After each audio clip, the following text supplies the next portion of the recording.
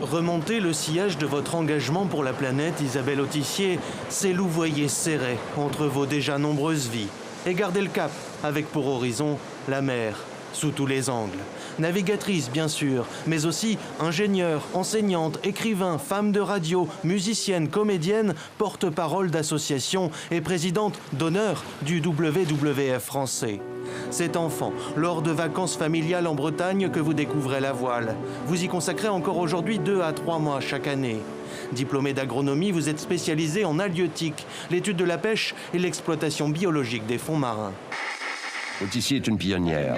Elle est la première qui a réussi à se hisser au sommet de la course en solitaire. C'est à la fin des années 80, à 30 ans, que vous larguez les amarres. Mini Transat, Solitaire du Figaro et avant le Vendée Globe, le Boc Challenge de 1991 qui vous consacre première femme à avoir accompli un tour du monde en solitaire lors d'une compétition. La première chose qu'on comprend en mer, c'est la fragilité. La deuxième des choses qu'on comprend, c'est que la nature, elle est ni gentille ni méchante, elle est ce qu'elle est, et que la seule condition de ma survie en mer et de ma bonne navigation, c'est que moi, je m'adapte à la nature.